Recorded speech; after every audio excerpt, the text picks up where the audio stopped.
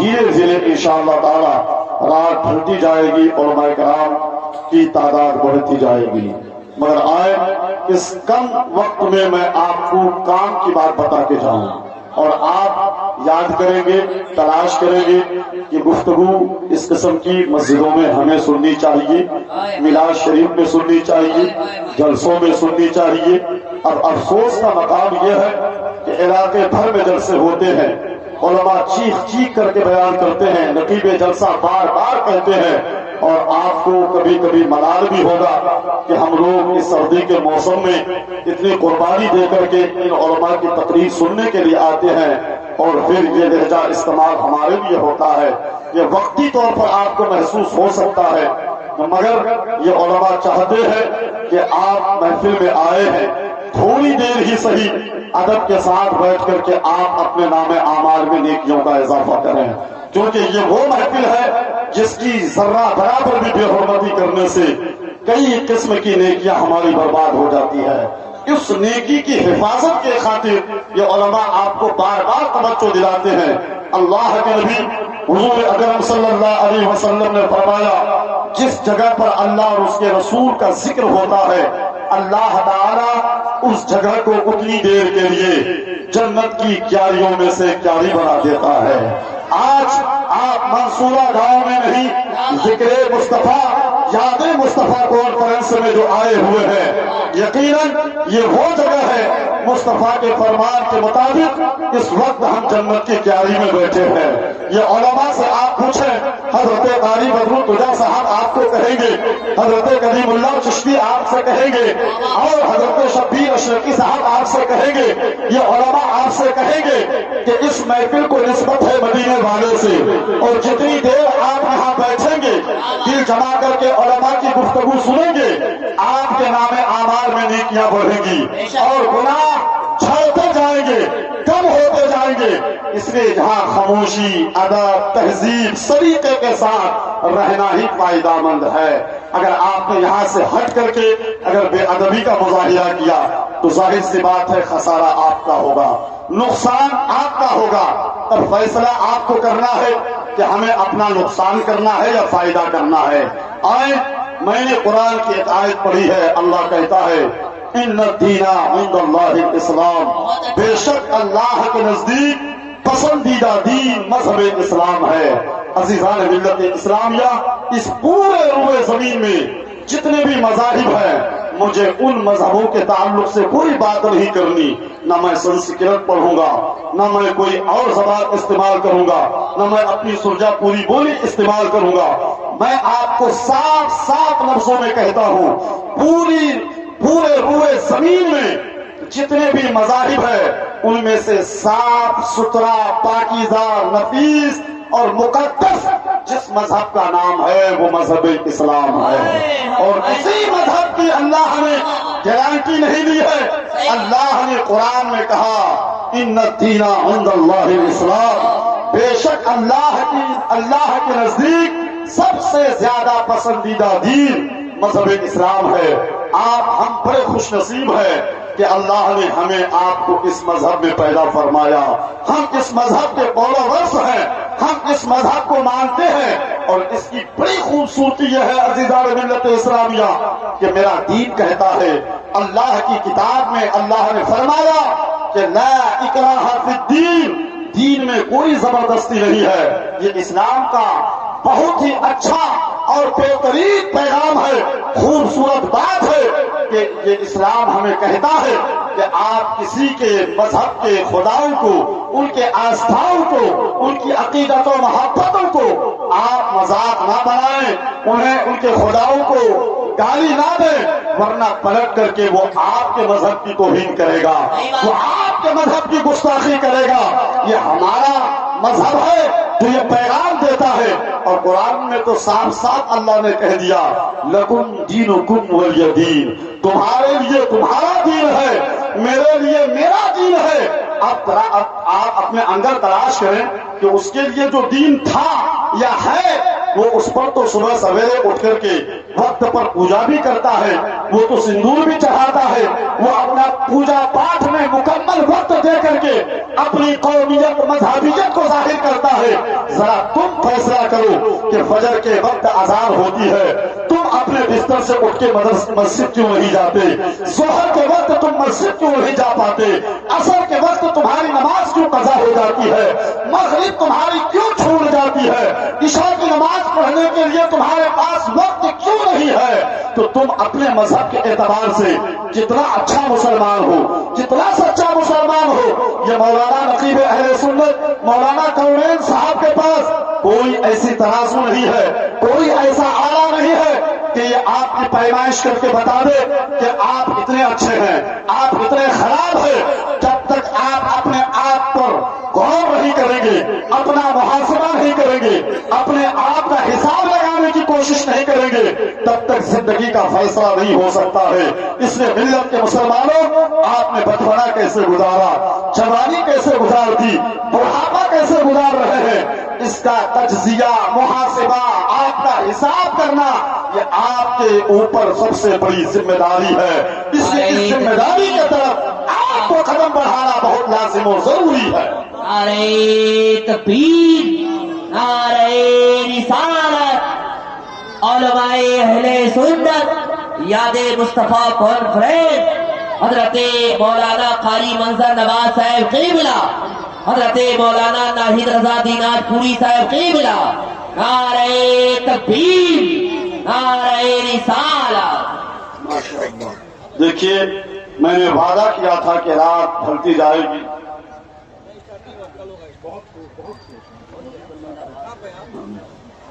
رات ڈھلتی جائے گی، علماء کرام کی تعداد بڑھتی جائے گی۔ بہترین خطیب ہے حضرت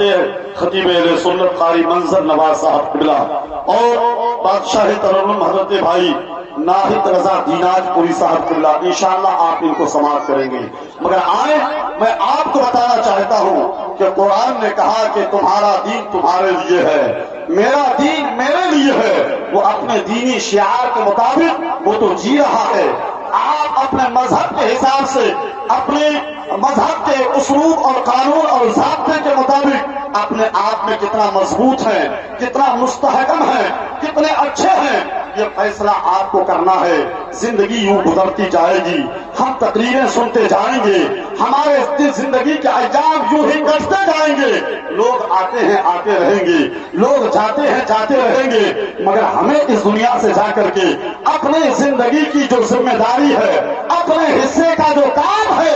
ہم نے کتنے ایمانداری کے ساتھ پورا کیا ہے، ہم نے کتنے ایمانداری کے ساتھ اپنے حصے کا کام کیا ہے، اس کا حساب تو ہمیں قیامت کے دن دینا ہے۔ بھائی جناب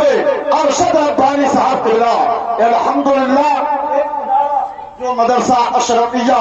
مصطفیہ کے نام سے آپ کو بیدار کرنے کا کام کر رہے ہیں، یقیناً آج ہمارے سماج میں، علاقے میں اس بات کا بڑا عرویہ ہے، ہمارے پیسے شادی بیاہ کے نام پر، فضول خرچیوں کے نام پر، اور افسوس کریں گے کہ سنیوں کے پیسے آج کل رسمی عرس اور قربانی کے نام پر، ناجائز ناچ گانے کے نام پر، اور ڈی جے ڈھول تاشے کے نام پر آج ہمارے پیسے کتنے پانی کی طرح برباد کیے جاتے ہیں۔ کاش کہ اگر ہم غور کر لیے ہوتے کہ ہمارے معاشرے میں ایک اچھا مکتب نہیں ہے، ایک بہترین مدرسہ نہیں ہے، مسجد میں امام نہیں ہے، ہم نے اس کا انتظام کیا کیا ہے؟ ذرا خود غور کیجئے۔ یہاں پر جو عمر دراز لوگ بیٹھے ہیں، جو آج سے 25-30 سال پیچھے چلے، ہمارے گھروں میں جو بیٹھک ہوتی تھی، اس بیٹھک میں ایک منشی ہوا کرتا تھا، ایک عالم دین ہوا کرتا تھا، ایک حافظ قرآن ہوتے تھے، یا مسجد میں امام صاحب رہتے تھے۔ وہ ہمارے بچے کو مدرسہ جانے سے پہلے،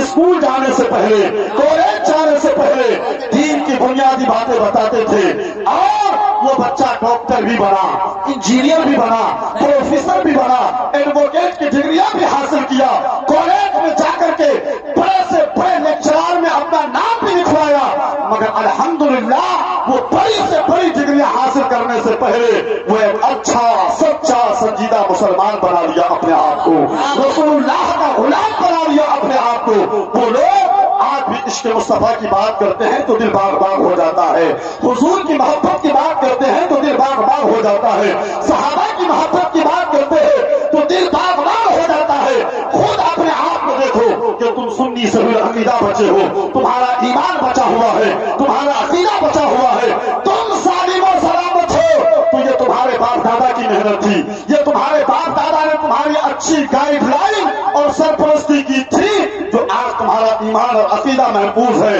ذرا سوچو تو صحیح، تم نے اپنے بچوں کے مستقبل میں، اپنے بچوں کے مستقبل کو سنوارنے کے لیے، سجانے کے لیے، بہتر کرنے کے لیے تم نے اپنے بچوں کے لیے کیا انتظام کیا ہے؟ تمہارے یہاں مکتب کا انتظام نہیں ہے، تمہارے مسجدوں میں امام کا انتخاب نہیں ہے۔ ہمارے گاؤں کی تعداد آبادی 500 کی آبادی ایک گاؤں کی ہے، 400-300 سے کم کی کوئی گاؤں آبادی سے کم نہیں ہے، مگر دیکھیں اگر 50-100 روپے کر کے اگر فی گھر سے time to time, date to date اگر سب لوگ ایمانداری سے جمع کرنا شروع کر دیں تو ہمارے گاؤں میں ایک بہترین مکتب کا انتظام بھی ہو سکتا ہے، ہمارے مسجد میں بہترین امام کا انتظام بھی ہو سکتا ہے۔ اور یہ علماء آج 10-12-15 ہزار کی بات کر رہے ہیں، بلکہ 20-20 ہزار روپے آپ تنخواہ دے سکتے ہیں، اپنے گاؤں کے ماحول کو بہتر آپ کر سکتے ہیں۔ اور قسم خدا کی اور علماء اکرام کی موجودگی میں کہتا ہوں، جب یہ محنت آپ کریں گے،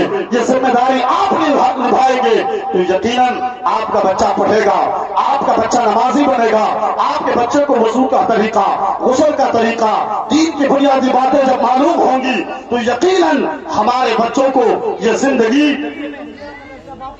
ماشاءاللہ مدرسے کے نام پر ہمارے کچھ احباب نے تعاون کیا، اللہ دینے کو قبول کرے۔ حضرات یہ کام جب اپنے حصے کا آپ کرتے چلے جائیں گے تو یقیناً آپ جب دنیا سے چلے جائیں گے، یہ بچے جب اس پر عمل پیدا ہوں گے، یہ بچہ جب نماز پڑھے گا، یہ بچہ جب دوسروں کو دین سکھائے گا، اس کا ثواب اس کو تو ملنا ہی ملنا ہے، بلکہ اس محنت کے عوض اور برکت اور وسیلے سے آپ قبر میں رہیں گے، اللہ آپ کو قبر میں بھی اس کا ثواب عطا فرمائے گا، آپ کی روح کو اللہ اس کا ثواب نصیب کرے گا۔ کام وہ کر جاؤ جو مرنے کے بعد فائدہ ہو، کام وہ کر جائے جس کے بعد بھی ہمیں اس کا بینیفٹ، اس کا فائدہ ایک نیٹ ورک کی طرح ملتا رہے، اس کا سلسلہ جاری ہے، اسے ہی تو ایثار ثواب کہا جاتا ہے، اسے ہی تو صدقہ جاریہ کہا جاتا ہے۔ اس لیے ملت کے مسلمانوں آج ضرورت ہے کہ ہم اپنے آپ کو بیدار کریں۔ مگر یاد مصطفیٰ کانفرنس میں آنے والوں، آج سرفراز تحصیلی تمہیں ایک پیغام دے کر کے جاتا ہے،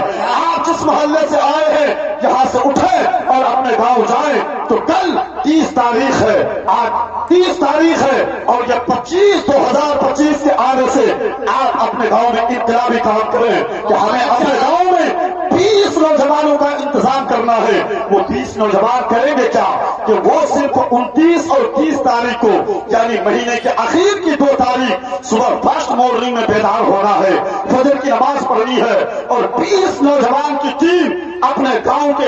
ہر گھر پر پہنچے، ہر دروازے پر پہنچے۔ ماسٹر صاحب ہے 100 روپے، ٹھیکیدار صاحب ہے 200 روپے، مزدور ہے 50 روپے، یا اور دوسرے آدمی ہے جو 50 100 200 500 کر کے دینا چاہیں، آپ بھی گھر سے غریب کے گھر سے بھی ایک مٹھی چاول لینے کے عادی بنے اور اس رقم کو جمع کریں۔ انشاءاللہ تعالی ہمارے گاؤں میں پھر یہ جو رویا جاتا ہے، ہم جو شکایت تقریر میں آپ کی کرتے ہیں، یہ رونا نہیں رونا پڑے گا، یہ شکایتیں ہم بھی نہیں کریں گے، حضرت قاری منظر نواز نہیں کریں گے، حضرت مولانا کونین صاحب نہیں کریں گے، حضرت بھائی شاہی صاحب نہیں کریں گے، اور یہ علماء بار بار جو چیخ کر کے اپنا انرجی لوس کرتے ہیں آپ کو بتاتے ہیں، یہ بار بار نہیں کہیں گے، بلکہ آپ کو وہ آپ کے سامنے آئیں گے، خطبہ پڑھیں گے اور کہیں گے آئیں وضو میں کتنے فرائض ہیں، غسل میں کتنے فرائض ہیں، بنیادی چیزیں کیا ہے، عقیدہ کیا ہے، زکات کے مسائل کیا ہے، حج کے مسائل کیا ہے، عقیدہ کا طریقہ کیا ہے، قربانی کا طریقہ کیا ہے، ماں باپ کی خدمت کیا ہے، صدقہ کی فضیلت کیا ہے، یہ ساری چیزیں ہم بتائیں گے، آپ کے سامنے میں بیان کریں گے، مگر آپ موقع دیں گے تب تو ہم بیان کریں گے. آپ کی اصلاح کرنے میں, آپ کو بیدار کرنے میں ہزاروں علماء ہمارے سامنے سے چلے گئے, کتنے علماء چلے گئے, مگر آپ اپنی جگہ سے ہلنا نہیں چاہتے ہیں. آپ کا دل پتھر کی طرح ہو گیا ہے, آپ سنگ دل ہو چکے ہیں. ملت کے مسلمانوں موم بنو, نرم ہو جاؤ, اپنے آپ کو بدلو. آپ بدلو گے معاشرہ بدلے گا, آپ بدلو گے سماج بدلے گا, آپ بدلو گے نسلیں بدلے گی, آپ بدلو گے انقلاب آئے گا, اور اس انقلاب کا ثواب صبح قیامت تک تیری روح کو ملتا رہے گا. اس میں کوشش کریں. اور میری بہنیں, آپ آئی ہے سرفراز تحسینی, اگر آپ کو پیغام دینا چاہیں تو بے شمار پیغامات ہیں, مگر میں کچھ پیغام حضرت خطیب اہل سنت قاری منظر نواز صاحب قبلہ کے حوالے کر کے جاتا ہوں کہ میری بہنیں, آج جو تم شوہروں کی نافرمانی کرتی ہو, آج جو تم شوہر کے ہوتے ہوئے غیر مردوں کی طرف تاکا چھاکی کرتی ہو, تو اس سے اپنے آپ کو بچا لو. رسول اللہ صلی اللہ علیہ وسلم معراج کے موقع پر جنت و جہنم کا نظارہ کیا. رسول اللہ صلی اللہ علیہ وسلم نے دیکھا کہ جنت میں مرد زیادہ ہے اور جہنم میں عورتیں زیادہ ہے. جبرائیل سے رسول اللہ نے پوچھا, جبرائیل یہ کیا منظر ہے؟ جبرائیل عرض کرتے ہیں, یا رسول اللہ, یہ آپ کی امت کی وہ نافرمان عورتیں ہیں جو بات بات پر اپنی شوہروں کی ناشکری کیا کرتی تھی, نافرمانیاں کیا کرتی تھی. میری بہنیں, آپ یاد مصطفیٰ کانفرنس میں آئی ہیں, آپ کہیں بھی جلسہ سننے کے لیے جائیں, آپ حضرت مولانا کونین صاحب کو, جلسے والے کو اور دیگر لوگوں کو آپ دھوکہ دے سکتے ہیں, ان کی نظروں سے بچ کر کے بڑا سے بڑا گناہ کر سکتی ہے. مگر ذرا سوچو, اللہ کو کیا منہ دکھاؤ گی قیامت کے دن؟ فَمَن يَعْمَلْ مِثْقَالَ ذَرَّةٍ خَيْرًا يَرَهُ وَمَن يَعْمَلْ مِثْقَالَ ذَرَّةٍ شَرًّا يَرَهُ کا حساب تمہارے سامنے میں ہوگا. ذرا سوچو تو صحیح, اس دن کون سا منہ اپنے پروردگار کو دکھاؤ گی؟ اس لیے توبہ کرو اور اپنے زندگی میں انقلاب لاؤ, اپنے بچوں کی اچھی پرورش پر توجہ دو. تم بھی نمازی بن جاؤ, تم نمازی بنو گی, تمہارے شوہر نمازی بن جائے گا, تمہارا بیٹا نمازی بن جائے گا, تمہارے گھر میں انقلاب آ جائے گا. اللہ تعالیٰ ہم علماء اہل سنت کو مستقیدی کے ساتھ دین و سنیت کے کام کی توفیق عطا فرمائے, اور ادارہ شریعہ جو ایک بہترین تحریک اور لوگوں کی رہنمائی کے لیے آیا ہے, آپ اس سے جڑیں اور اپنا تعاون پیش کریں, اپنی مدد پیش کریں, اور آپ اسی طریقے سے دھیرے دھیرے آپ اپنے آپ کو جوڑ کر کے دین و سنیت کے پیغام کو اپنے آپ میں سمانے کی کوشش کریں. اور بڑی خوشخبری ہے کہ الحمدللہ غازی ملت علامہ غلام رسول بلیاوی صاحب نے دارالقضا کا انتظام کر دیا. اب کشن گنج میں مدرسہ تعلیم القرآن میں انشاءاللہ اس مسئلے کو حل ہوگا, اس مسئلے کا حل کیا جائے گا. اور آپ جو غیروں کے یہاں ادھر ادھر جاتے تھے, اب آپ غیروں کے یہاں نہیں, اپنوں کے یہاں اپنے مسائل کو حل کریں گے. اللہ تعالیٰ ہم سب کو کہنے سننے سے زیادہ عمل کی توفیق عطا فرمائے, دین سیکھنے, دین پر مضبوطی کے ساتھ چلنے کی توفیق عطا فرمائے. توبہ کریں, استغفر اللہ ربی من کل ذنب.